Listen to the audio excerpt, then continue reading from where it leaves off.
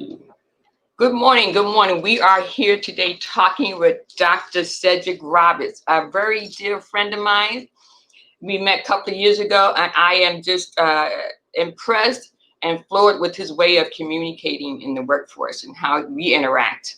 I've been on a couple of, at least 1 year-long venture with him as we travel down this journey of communicating. Dr. Roberts, tell us about yourself, what you want Hey, everyone to know. first of all, good morning, Dr. Fowler. And I think it's just so exciting to have the opportunity to be on this. Take a few minutes to talk about leadership. I feel honored that you would, give me this opportunity.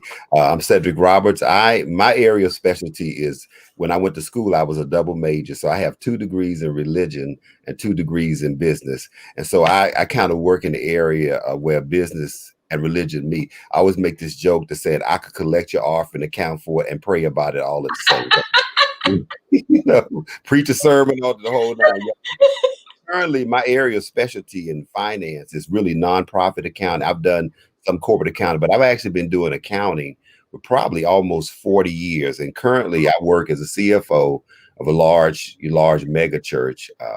And then I also pastor a smaller UCC church, which is Jubilee United Church of Christ. So I'm really integrated in this whole area of nonprofit accounting. That's my area of specialty.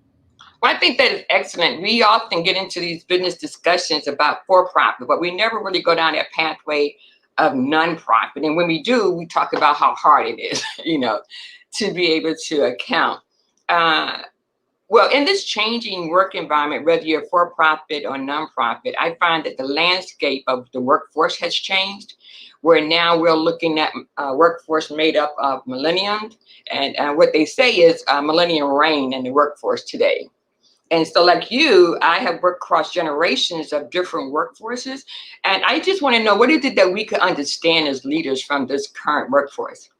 Well, I think one thing we have to do is initially when we started the workforce, it was back in the days when you would get one job and you'd be on that job 30 years and retire, which is not the model for the younger workforce now. And then we had this thing where we would go to work every day, but the younger force is so accustomed to technology and social media that they want to work remotely. They want to work various hours. They want a lot of more freedom and latitude, which is something that we've created in their psyche. But at the same time, it all sounds new and exciting. But we're learning that some of the older values that we had in my early leadership and management, we actually bring it back. And one of the things we've learned is that, because of social media and all the Snapchat and Facebook and Instagram and all of these things, that people have lost the ability to know how to engage each other. Mm. And then when it comes time to now lead, they don't know how to lead because they don't know how to engage people because they never really actually had to. When even now at the midst of COVID, we having kids are being homeschooled. And what I always amazed about when I talk about college, that young people would prefer doing online classes than doing in-person classes. So now we have this gap in communication, and we're Mm. going to go back and reteach them some of the interpersonal skills because I was thinking last night about leadership, and there are certain Bible verses that I use as models. Like, for example, I use First Corinthians as the evaluation. I call it my love tool. So Uh-huh. really, the 23rd Psalms is actually a good model to follow because it gives you really good understanding when it talks about this thing about a shepherd and a shepherd leading sheep. I think Yeah. there's some good principles in there that helps you to understand what true leadership is, because leadership is really a selfless job. I think that some of it is a call Hmm. and some of it is innate. And I think you have to kind of look at it from that shepherd model, that my job is to make the people that I'm leading better. It's not about me. And I think often now what you find, people want to be, especially with the millennials, want to be in leadership because they want to be on social media. They want to talk about their title and their job. They want that, 2 seconds of that snap picture, the Yeah. post about this Yeah. is what I'm doing. But really, true leadership is selfishness. Selfish. It can't be about you. It's about, and your reward is the development of the people that you're leading. Right, right. It definitely the outcome or the success of our organizational outcomes depend on the leader and the group that they're leading, right? They And lead so when we you. talk about the millenniums, they say that servant leadership is really the type of leadership style that could help foster attracting and retaining a new workforce, right? Hmm. So, Hmm. what is your favorite aspect of leadership and why? My probably my favorite aspect of leadership is the training. Hmm. You're constantly leading and training and developing. So I get my greatest reward when I see the people that I'm leading become successful. Yes, That's when you get your biggest. It's not for me about the title or the position. It's what can I do for this particular project or this particular task or this particular role to make the people that I'm leading better. So I talked about that whole shepherd model. yes, The yes, Lord is my shepherd. Shall not want. He leads me down the path. He yes. guides me. He You're gonna feeds put us me. into a sermon today. Yeah, those are the things, and those are really the things you do in leadership. You're constantly looking at the people, and seeing how can I make these people, how can I grow these people? Because remember that when you're a leader, people Yes. are dependent on you for the guidance. Yes, yes. And You so know, we realize the significance of our impact as leaders. I talk about it as getting intimate with leadership, right? We really Mhm, have to be methodical and intentional about how we engage our workforce. And so when we're trying to have a conversation about day-to-day business with our workforce, they may be focused on an issue that's personal to them.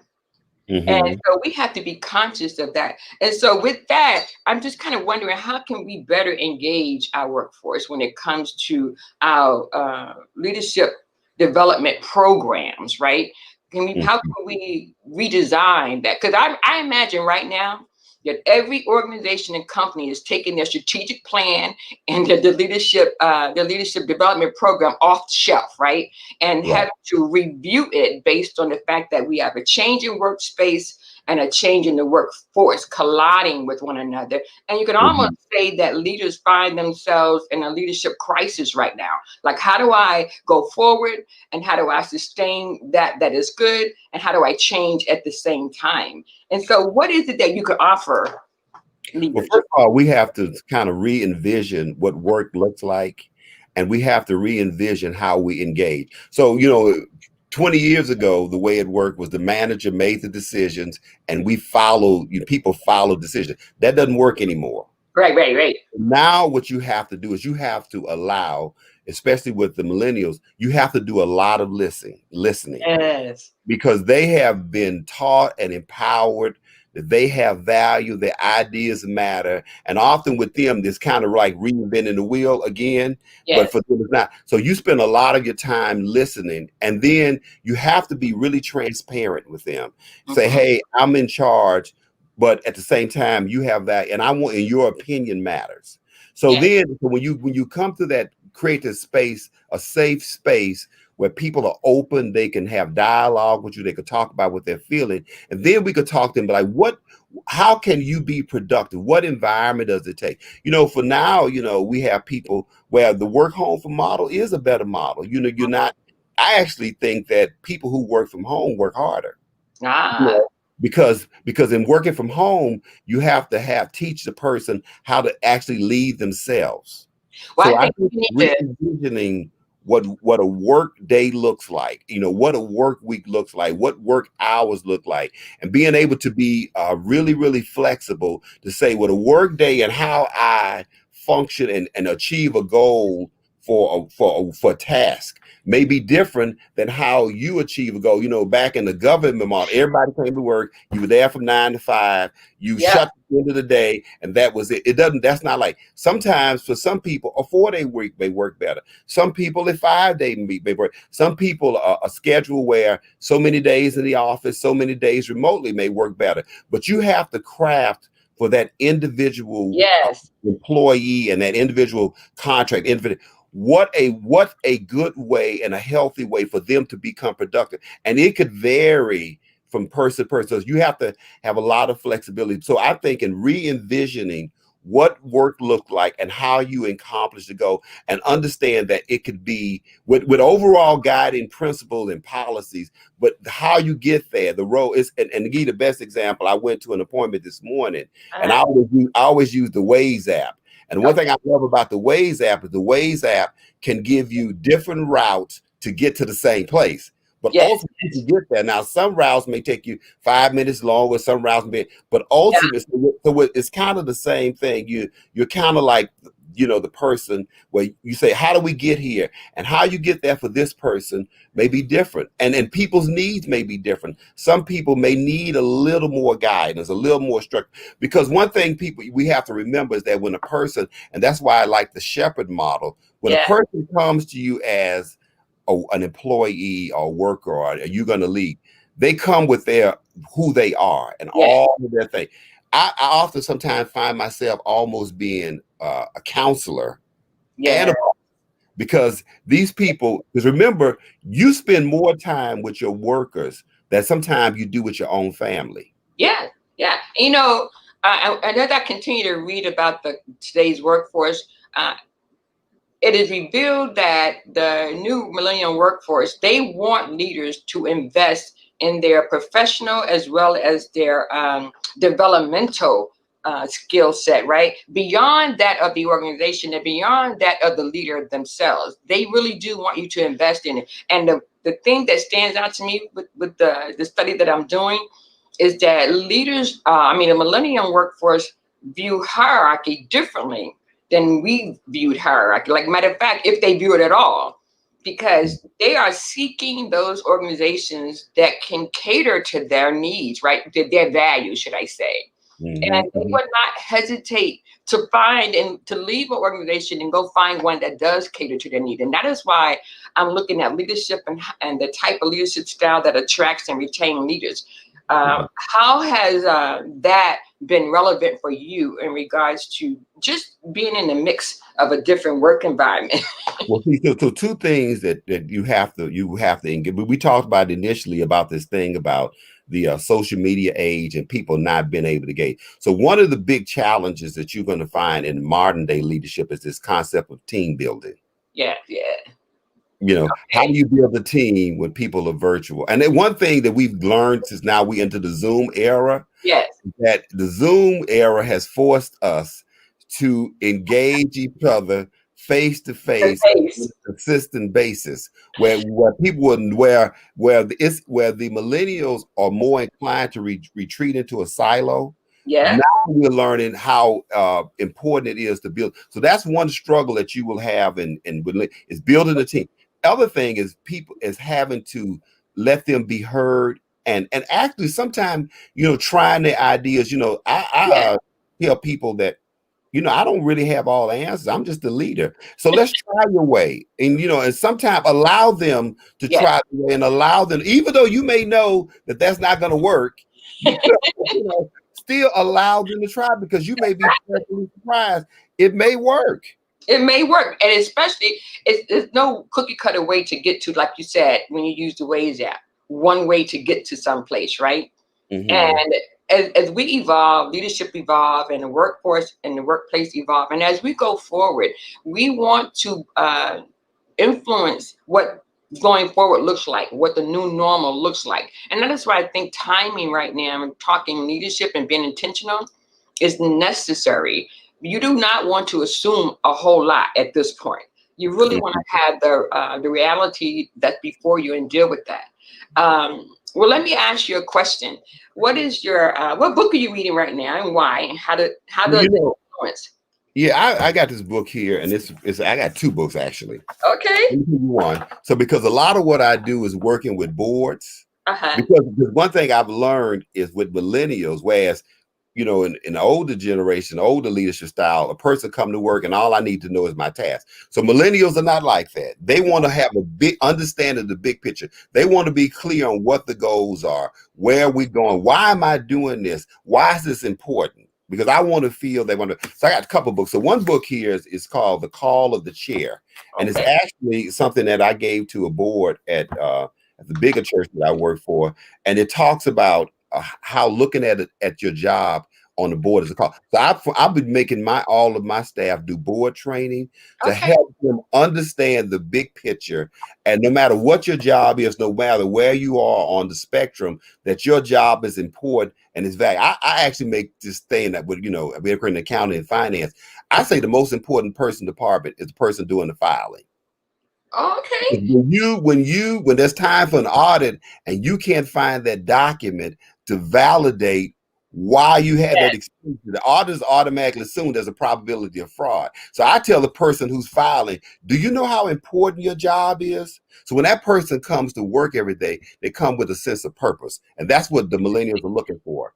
The second book is a book called Managing to Change the World, and it's a nonprofit manager's guide to getting resources. So a lot of my thing that I'm reading is related to management of people, management and nonprofit. Nonprofit management is a tough Yes. job. It's a tough job because it's heavily regulated. There's a lot of rules, and that's the one thing that millennials don't like. They don't like rules. Rules. They don't. They don't. They do not like rules. And it's challenging for us as leaders because we really do have to adapt. Now we're the ones adapting, and as we go forward, we want to be able to hand off something to the next generation. And that is why my call to action today is for leaders to, again, listen, learn, and lead, right? We have to listen to be able to see what's going on with our new workforce. And what you have dropped today is just a nugget. So many nuggets. They work harder when they work from home. They want to know the big picture when they're working, and they want to be know the importance of how they're contributing. And you have covered all of that. And the greatest thing here, you talked about it from a nonprofit standpoint. And so I value this discussion today. And I just have a call to action for our leaders out there to just, again, take that strategic plan and that leadership development program off the shelf and rethink it and include our current workforce of millennials in it so that we could be effective leaders. And so, Dr. Roberts, I just want to thank you today for sharing with us those golden nuggets. And I'm going to keep that in mind in regards to re-looking at the 23rd Psalm and leadership. And I think that's a great lesson. And I love how you bridge your have religion and management and accounting into the factor today. So thank you once again, and I am glad we have met, and thank you for how you have contributed to our workforce, our nonprofit, and you teach as you go, and you keep reading. So that's the thing we have to realize. We never arrive to the point of success. We have to keep learning. You have to keep learning. You have to keep growing. And I just want to say again, as you deal with the millennials, don't forget, everyone is looking for that sense of purpose. Yeah. So when you really want to reach them and touch them, help them to understand their purpose. And I think once you get them to understand their purpose and their value, you got a win-win situation. Well, I know the millennials are when they listen to this and view this, they're going to cheer you on because of the fact that finally somebody put into words what they have been experiencing and expressing from a leadership standpoint. And leaders need to just listen up, and we just need to realize that we don't know everything, Absolutely not. We don't know everything. And so we're just in a position, and it's not a position of power, but it's in a position of being able to grow other people and make decisions. Right. That's exactly right. So if we can't make decisions, that is my most frustrating point as a leader when I found growing up is indecisive leadership. And I grew up in the military. I mean, I was military for 32 years. And the most frustrating thing is when you cannot make a decision. Who wants to go to war and you're following somebody who can't make a decision? So I always hammer that home. But at the same token, I found myself to be a leadership challenge. Well, I didn't find it. I was informed by my leaders that I was a leadership challenge because like millennials, we come out of college and we come into the workforce knowing more than other generations have known, right? So we can't just hand them something like you said and think that it's just going to fly without questions or guidance. So I just want leaders to understand that when you find somebody in your workforce that you look at as a leadership challenge, maybe the challenge isn't them, but it's us. How we move forward. So yes. So thank you once again. I look forward to continue to communicate with you. And I'll let you know about my book when it comes out. And I'm definitely going to include how we talked about millennials, because I think it's significant given millennials will make up this workforce for the next 10 years. Yes, absolutely. And then they'll have their own generation to deal with. Exactly. I'll be around to talk about that. But thank you again and have a great day. You And too. Bye-bye. bless you. Bless Bye. you too. Bye-bye.